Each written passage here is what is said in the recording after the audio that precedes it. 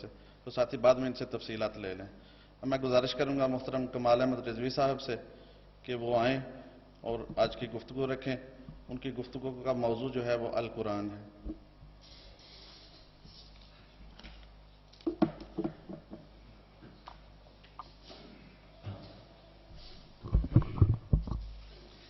الحمدللہ، اللہم صلی علی محمد وعلی آل محمد صلی اللہ علیہ وسلم۔ اعوذ باللہ من الشیطان الرجیم، بسم اللہ الرحمن الرحیم۔ الذین ينفقون فی السراء والضراء والکاظمین الغیظ والعافین عن الناس واللہ یحب المحسنین۔ رب اشرح لی صدری ویسر لی امری واحلل عقدۃ من لسانی یفقہوا قولی۔ تمام حاضرین کرام، السلام علیکم ورحمۃ اللہ وبرکاتہ۔ سلام میں نے آپ کے سامنے پیش کیا، یہ بہت ضروری ہے کہ ہمیں اس سلام کی میننگ معلوم ہونی چاہیے کہ میں نے آپ کو کیا کہا، اور یہ بہت ضروری ہے ہمارے لیے۔ ہم کسی ایئرپورٹ پہ جاتے ہیں، جب ہم وہاں پہنچتے ہیں، ان کے استقبال سے یہ پتہ چلتا ہے کہ یہ قوم کس طرح کی ہوگی۔ کسی بھی ایئرپورٹ پہ، فار ایگزامپل ہم یہاں نریتا ایئرپورٹ پہ پہنچتے ہیں تو بڑے پیار محبت سے یہ لوگ ہمیں استقبال کرتے ہیں، ہمارے کو پتہ چلتا ہے یہ بڑی اچھی قوم ہے۔ وہ کوئی بھی شخص ہمارے پاس آتا ہے، ہمارا وزٹر، وہ کہتا ہے جب ہم ایئرپورٹ پہ پہنچے تو یہ قوم تو بہت پولائٹ ہے۔ اس کا مقصد یہ ہوا کہ استقبال کے طریقے سے یہ پتہ چلتا ہے کہ یہ قوم کیا ہے، کیسے اس کے اطوار ہوں گے، کیسے اس کے آداب ہوں گے۔ تو سب سے پہلے ہم سب لوگوں کو سلام کو عام کرنا چاہیے، اور اس کے لیے صحیح مسلم میں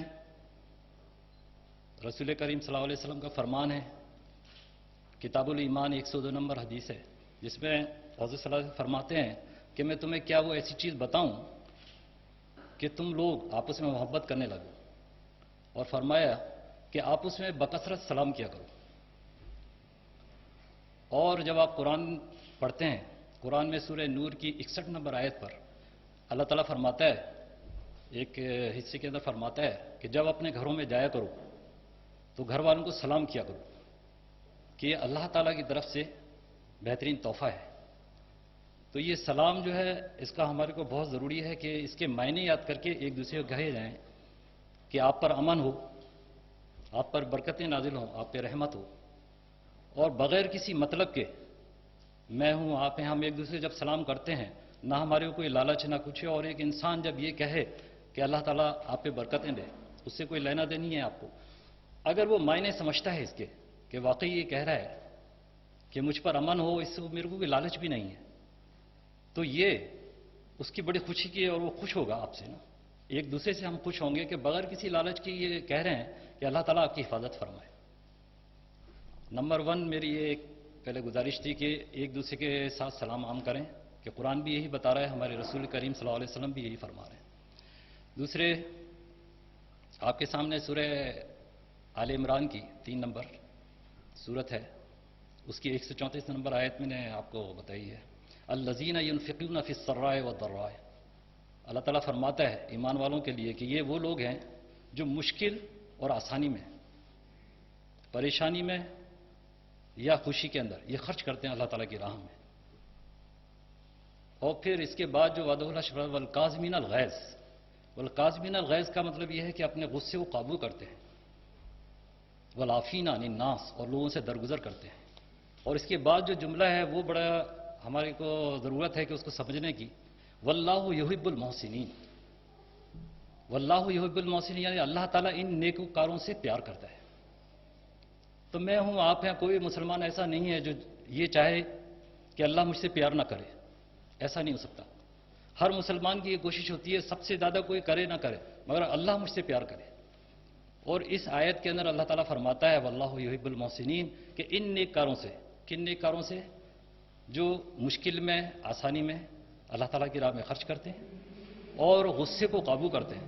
تو یہ غصے کو قابو کرنا جو ہے، یہ سمجھ، جو غصے کو قابو نہیں کرتا، اس کا مطلب یہ ہوا، ایک بنیادی طور پہ اگر ہم سمجھیں، اس کا مطلب یہ وہ نہیں چاہتا کہ اللہ تعالیٰ اس سے پیار کرے۔ اور میں سمجھتا ہوں ایسا نہیں ہو سکتا، ہر آدمی یہ چاہے گا کہ اللہ تعالیٰ اس سے پیار کرے۔ تو ہمارا فرض یہ ہے سب سے پہلے تو ہم غصے کو قابو رکھیں، کیونکہ انسان کے اندر یہ بنیادی طور پہ ایک جز رکھ دیا گیا ہے کہ وہ غصہ کرتا ہے، اور صرف اس غصے کی وجہ سے یہ ابھی آپ نے برما کے دیکھے یہ بھی ہے نا غصہ ہے، اگر ابھی آپ نے دیکھا ہے یہ کیا ہے کہ بدھسٹ کا غصہ ہے مسلمانوں کے اوپر، تو یہ غصہ جو ہے اس کو کنٹرول کرنے کی بڑی ضرورت ہے۔ اور ہم جب یہ سوچیں فار ایگزامپل میں جب اپنے گھر کے اندر اپنی وائف سے بات کرتا ہوں، پہلے جب تک یہ میں نے آیت نہیں پڑھی تھی، جب میں بہت غصہ ہوتا تھا، اور آج میں سمجھتا ہوں ہم تمام لوگ ایسے ہی ہوتے ہیں، پھر بعد میں ہم اپنے آپ کو قابو کر لیتے ہیں، مگر مجھے یاد ہے ابھی 3-4 سال پہلے کی بات ہے، جب یہ آیت جب میں پہنچی میں نے اس پہ غور کیا اور میں نے اپنے گھر سے اسٹارٹ کیا، میں نے اپنی وائف کو بولا کہ یہ دیکھو یہ جیپنیز قرآن کو دکھایا کہ دیکھو یہ لکھا ہوا ہے کہ اللہ تعالیٰ ان سے محبت کرتا ہے جو غصے کو قابو کرتے ہیں، تو ایسا کرتے ہیں ہم دونوں جو ہیں ہم غصے کو قابو کریں گے، اگر میں غصہ ہو جاؤں تو تم ہے نا خاموش رہنا، تم غصہ ہوگی تو میں خاموش رہوں گا۔ الحمدللہ ثم الحمدللہ آج ہمارے یہ 2-3 سال میں پورا ہمارا جو گھر ہے بڑے سکون میں آ گیا ہے، کوئی بھی بات ہوتی ہے میں بولتا دیکھو تم یہ ہے نا اللہ تعالیٰ فرما رہا ہے، اللہ تعالیٰ ہم سے ناراض ہو جائے گا اور وہ محبت نہیں کرے گا۔ تو اسی طریقے سے میں آپ لوگوں سے بھی گزارش کروں گا کہ اس آیت کو، اور ضروری یہی ہے کہ قرآن کو جب ہم اردو میں سمجھیں گے تو عمل کریں گے، صرف ہم عربی میں پڑھ کے عمل نہیں کر سکتے۔ اور پھر جب اللہ تعالیٰ فرماتا ہے، اس کے ساتھ ہی اللہ تعالیٰ فرماتا ہے والکاظمین الغیظ والعافین عن الناس، تو عافین عن الناس کیسے کریں گے ہم؟ جب تک ہم غصے کو کنٹرول نہیں کریں گے تو عافین یعنی لوگوں کو معاف نہیں کر سکتے ہم، اور یہ بہت ضروری ہے کہ غصے کو کنٹرول کریں گے تو سیکنڈ فوری طور پہ اللہ تعالیٰ فرماتا ہے عافین عن الناس کہ پھر تم ہے نا لوگوں سے درگزر بھی کرو گے اگر غصے کو قابو کر لیں گے۔ اور وعدہ العشری نے ایک بہت زبردست فارمولہ بتایا اس قرآن کے اندر، ابھی قاری صاحب نے بھی سورہ فصلت کی آیت پڑھی تھی، 33 نمبر تک پہنچے تھے، اس کی 34 نمبر آیت پہ اللہ تعالیٰ فرماتا ہے وَلَا تَسْتَوِي الْحَسَنَةُ وَلَا السَّيِّئَةُ، یہ اچھائی اور برائی برابر نہیں ہو سکتی نا، ادفعوا باللتی ہی احسن، دور کرو ہٹاؤ اس کو، کس سے؟ یعنی اچھے احسن طریقے سے۔ فَإِذَا الَّذِي بَيْنَكَ وَبَيْنَهُمْ عَدَاوَةٌ كَأَنَّهُ وَلِيٌّ حَمِيمٌ، اللہ تعالیٰ دیکھیں فرما رہا ہے کہ یہ تم کام کرو گے تو تم دیکھو گے کہ جس کے دل میں تمہاری طرف سے عداوت ہے وہ تمہارا جگری دوست ہو جائے گا، ولی حمیم بولتا ہے۔ تو یہ ہم سب لوگوں کے لیے بہت امپورٹنٹ چیز ہے، اور یہ 2 آیتیں صرف میں سمجھتا ہوں ہمارے لیے کافی ہماری زندگی کو بدل دینے والی آیتیں، میری زندگی بدل چکی ہے انشاءاللہ، امید ہے اگر آپ اردو کے اندر اس کو جاننے کی کوشش کریں گے اور پڑھیں گے تو ضرور اس پہ یہ آپ پہ عمل کرنے کا دل چاہے گا، اور آپ کو عمل کرنے کی ضرورت نہیں پڑے گی۔ اس کی وجہ یہ ہے وعدہ العشیق سورہ شورا کی 13 نمبر آیت پہ فرماتا ہے کہ جو ایک حصے میں جو آخری حصہ ہے اس کا اس میں فرماتا ہے جو لوگ میری طرف رجوع کرتے ہیں میں اس کی صحیح رہنمائی کرتا ہوں، تو آپ کو محنت کرنے کی زیادہ ضرورت نہیں پڑے گی، آپ کو خالی رجوع کرنا ہے، اللہ تعالیٰ کی طرف رجوع کریں گے تو اللہ تعالیٰ وعدہ فرمائے کہ میں اس کو صحیح راہ دکھاؤں گا، اور جب وعدہ الشریک صحیح راہ دکھائے تو کون ہے پھر ہمارے، اس سے زیادہ کون سمجھائے گا؟ پھر سب سے بہترین جو ہے وہ اللہ تعالیٰ ہی ہمارے کو راہ دکھا سکتا ہے۔ اسی لیے جب سورہ اپنا 34 نمبر آیت میں آپ فصلت کی دیکھیں گے، جب لاسٹ میں اللہ تعالیٰ فرماتا ہے فَإِذَا الَّذِي بَيْنَكَ وَبَيْنَهُمْ عَدَاوَةٌ كَأَنَّهُ وَلِيٌّ حَمِيمٌ، جب اللہ تعالیٰ فرما رہا ہے یہ کہ وہ تمہارا دوست ہو جائے گا، جگری دوست، تو کس طرح ہو جائے گا؟ اس کا مقصد اس آیت کو اگر تھوڑی سی اور ہم کریں تو اس کا مطلب اللہ تعالیٰ وعدہ فرما رہے کہ تم اگر یہ اچھے کام کرو گے، یعنی برائی کو اچھائی سے مٹاؤ گے، تو تم دیکھو گے کہ وہ تمہارا دوست ہو جائے گا۔ اس کا مطلب ہے جو سینئر آدمی ہوتا ہے، میں سینئر ہوں، میں گاڑی کا کام کرتا ہوں فار ایگزامپل، اور کوئی شخص میرے سے بولتا ہے کہ میں گاڑیوں کا کام کرنا چاہتا ہوں، اس کو پتہ ہے کہ میں 20 سال یا 25 سال کا تجربہ ہے اور یہ میرے کو غلط بات نہیں بتائیں گے، اور میں اس کو کوئی چیز ایسی بتا دیتا ہوں، ایک ہنٹ بتا دیتا ہوں، ایک پوائنٹ، ایک فارمولہ بتا دیتا ہوں کہ تم یہ کام کرو تمہارے کو فائدہ ہوگا اس سے۔ اب وہ میرے سے کیوں پوچھ رہا ہے؟ اس لیے اسے پتہ ہے کہ یہ بہت سینئر آدمی ہے۔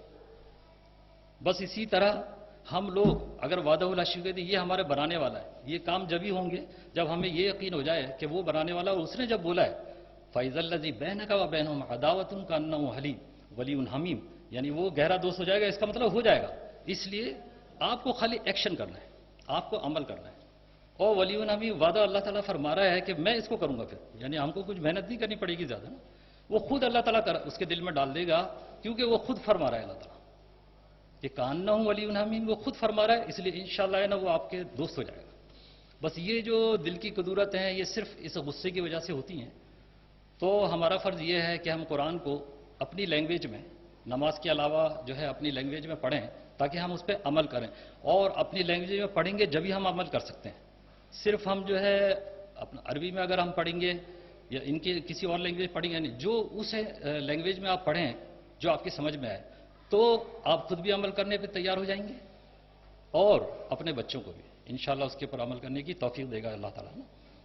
تو ہمارا یہ فرض ہے کہ سب سے پہلے اس غصے کو ہم یہ بہت امپورٹنٹ چیز ہے. تمام دنیا میں جو غلط کام ہو رہے ہیں وہ صرف اس غصے کی وجہ سے ہو رہے ہیں. ذرا سا غصہ آتا ہے گورنمنٹ سے گورنمنٹ لڑ جاتی ہیں. تو گورنمنٹ کو تو آپ چھوڑے ہم آپس میں لڑ جاتے ہیں. ذرا سی بات پہ ہم غصہ ہو جاتے ہیں. بس یہ غصہ جو ہے بہت ضروری ہے کہ ہم اس کو قابو میں کریں اور وہ بھی اللہ تعالیٰ انشاءاللہ توفیق دے گا اگر ہم ان آیتوں پہ 2 یا 3 آیتیں اس پہ عمل کریں گے. انشاءاللہ مجھے امید ہے کہ ہم اپنے آپ کو بھی بہتر بنا لیں گے، اپنے گھر والوں کو بھی بہتر بنا، اپنا ماحول بھی بہت اچھا ہو جائے گا. میری آپ لوگوں سے یہ گزارش ہے کہ آپ سب سے پہلے تو یہ قرآن جو ہے اس کو اردو میں پڑھنے کی کوشش کریں، جو آپ کی اپنی جو آپ کو سب سے اچھی لینگویج لگتی ہے اس کے اندر پڑھنے کی کوشش کریں. اور صرف یہ نہیں کہ پڑھ کر آپ چھوڑ دیں. بہت سے لوگ ایسے کوشچن ایک نے کیا تھا کہ عربی میں اگر ہم پڑھ لیں تو ثواب ہوگا کہ نہیں ہوگا. الحمدللہ حضرت صلی اللہ علیہ وسلم فرمان ہے کہ ایک الف بے تے اس پہ سب پہ ثواب ملے گا. مگر میری تھوڑی سی کیلکولیشن ایسی ہے کہ ملے گا، بالکل آف کورس ملے گا. مگر فار ایگزامپل میں ایک دفعہ ایک سگنل تھا ادھر، وہ 7 بجے سے پہلے جو ہے ادھر سیدھا نہیں جا سکتے تھے اور میں ادھر سے سیدھے ایسے چلا گیا. جب میں چلا گیا مجھے پولیس والوں نے روک لیا، بولنے لگے تم ایسے کیسے چلے گئے، یہ ادھر ایسے نشان لگے ہوئے ہیں اور آپ سیدھے کیوں چلے گئے. میرے کو پتہ نہیں تھا کہ یہ ایسے ہی مڑنا ہوتا ہے. انہوں نے نہیں، یہ 7 بجے سے 9 بجے 7 سے 9 تک آپ سیدھے نہیں آ سکتے. نہیں ٹھیک ہے. اب انہوں نے میرا لائسنس لے لیا، بولا آپ ہم سوچیں گے. وہ چلے گئے. بعد میں مجھے 1-1.5 ہفتے بعد انہوں نے بلایا، بولے کیونکہ آپ کو پتہ نہیں تھا. اب یہ غور طلب بات ہے. کہتے ہیں آپ کو پتہ نہیں تھا اس لیے ہم نے آپ کو معاف کر دیا، مگر نیکسٹ ٹائم آپ نہیں ایسا، اگر نیکسٹ ٹائم کریں گے تو آپ کا چالان ہوگا. اس بات سے میں نے یہ کیلکولیشن کری کہ یہ قرآن جس کو حضرت صلی اللہ علیہ وسلم ایک ورڈ کا ہے نا، اس کو ہمارے کو ثواب ملے گا. یہ جب ملے گا کہ جب ہم اس کے میننگ سمجھ جائیں گے کہ یہ کیا ہم پڑھ رہے ہیں نا. صرف آپ پڑھنے سے یہ اپنے آپ کو غلط فہمی میں مبتلا کر لینا آج کے زمانے میں. اس کی وجہ یہ ہے آج کے زمانے میں کوئی نہیں بول سکتا کہ میری لینگویج میں نہیں پڑھ سکتا قرآن. تقریباً جتنی بھی بڑی بڑی لینگویج ہیں سب میں آپ کو ہے نا قرآن مل جائے گا. تو آج جو ہے جس طرح میں نے آپ کو فرمایا کہ وہ پولیس والے نے مجھے اس لیے چھوڑ دیا کہ ایک دفعہ آپ کو چھوڑ دیں گے، اس لیے کہ آپ کو پتہ نہیں تھا. مگر قرآن یہ ایسی چیز ہے اب کوئی بہانہ نہیں بنا سکتا کہ مجھے پتہ نہیں تھا. تو اسی لیے جب بھی قرآن پڑھیں اس کی میننگ کے ساتھ، بھلے یہ ضروری نہیں ہے کہ آپ پورا قرآن جلدی سے پڑھ لیں، مگر 2 آیت پڑھیں 3 آیت پڑھیں مگر غور و فکر کے ساتھ. اس لیے اللہ تعالیٰ فرماتا ہے سورہ عمران کی 191 آیت ہے 191 نمبر پہ، وَيَتَفَكُّرُونَ فِي خَلْقِ السَّمَاوَاتِ وَالْأَرْضِ، کہ یہ لوگ جو ہیں یہ فکر کرتے ہیں، زمین اور آسمان کے اندر فکر کرتے ہیں. یعنی فکر کرنے کو اللہ تعالیٰ نے فرمایا یتفکرون فی خلق السماوات والارض. تو ضروری ہے کہ ہم اس چیز کے اندر فکر کریں اور اس کو اپنی لینگویج میں پڑھیں جو ہمارے کو سمجھ میں آتی ہے. بہت بہت شکریہ آپ کا.